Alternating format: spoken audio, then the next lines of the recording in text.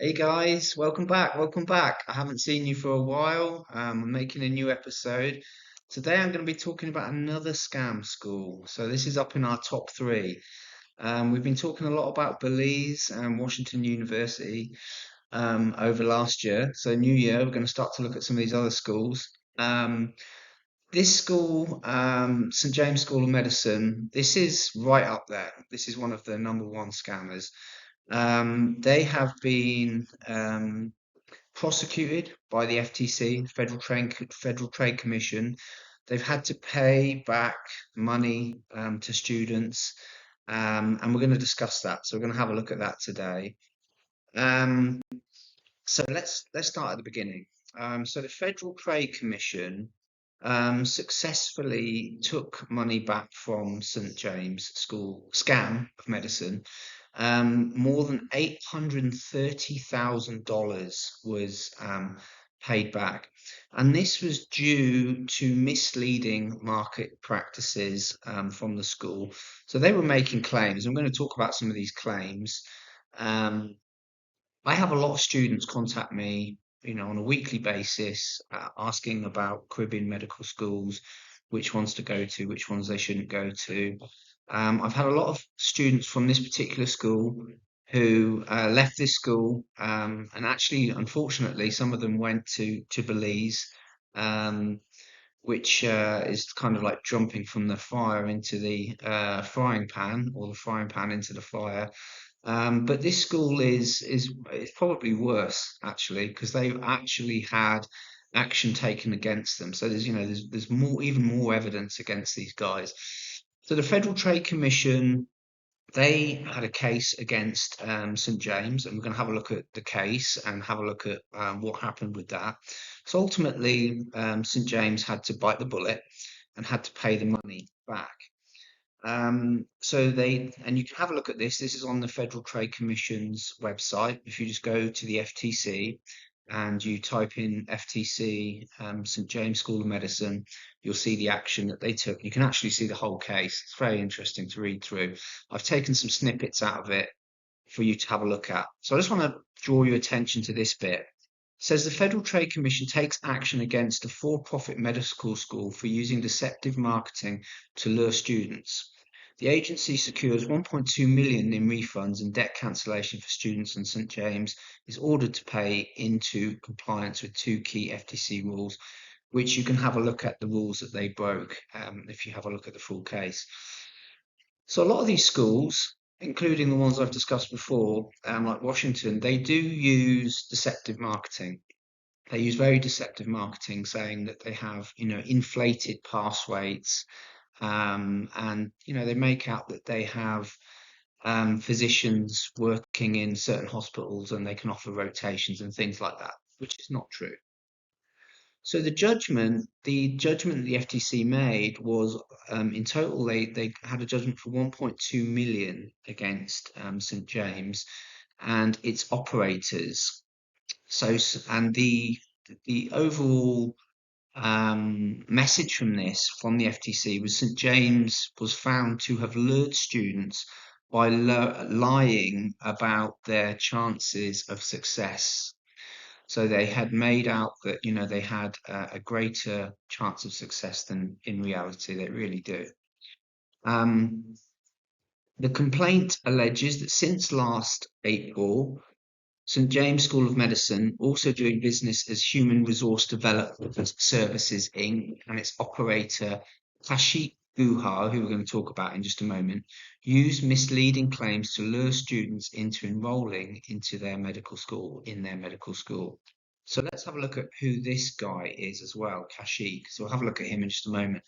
So these are the things that were found against St James. They misinterpreted the school's medical license exam pass rates.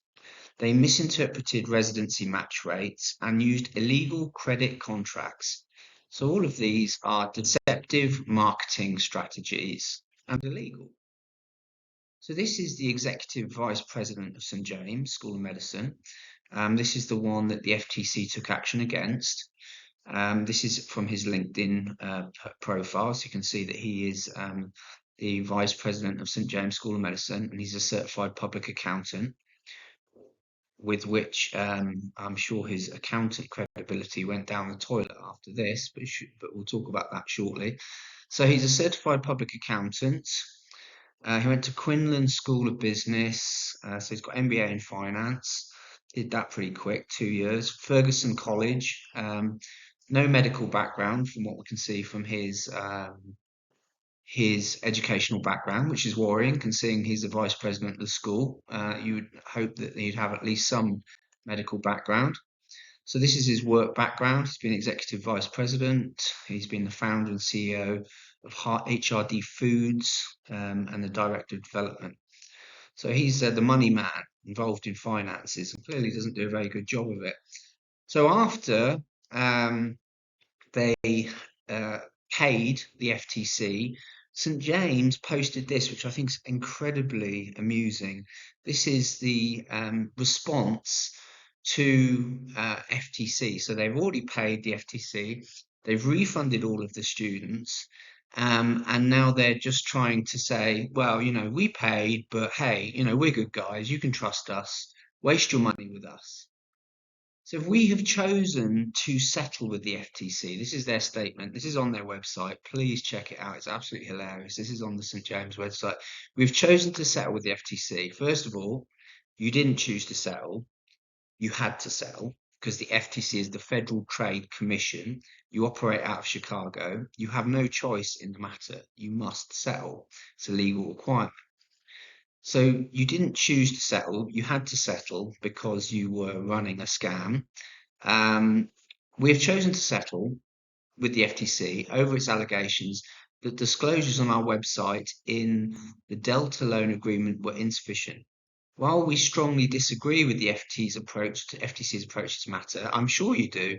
I'm sure you strongly agree because you were caught red-handed and you had to pay. Your hands was in the cookie jar.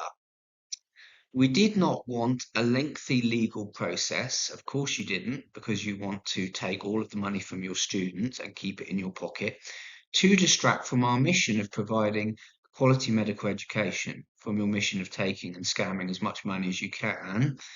However, we have added additional language and clarifications anytime the USMLE pass rate and placement rates are mentioned. So that basically what he's saying here is everything that we said was garbage, and now we're going to have to tell the truth. We are committed to being an industry leader for transparency and accountability, and hope that our efforts will lead to lasting change throughout for the for-profit education industry.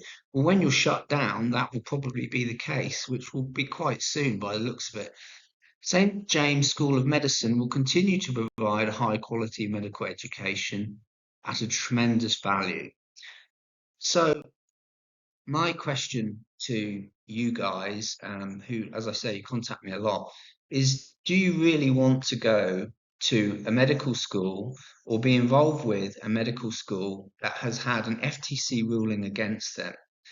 And do you really think you're going to get a job as a physician and be taken seriously if you have a degree from a place like that? Guys, be sensible, make good decisions. As you can see, they have been successfully prosecuted. If you have put money into these types of institutions, please go ahead and start the process of reclaiming your money. I've done previous episodes on that, so you can watch that. And if you have further information on how to do that, you can always contact me. Thank you guys, and I have another episode coming up, and we'll look a bit more into St James. There's a lot more to discuss about St James and some of the other aspects of this school.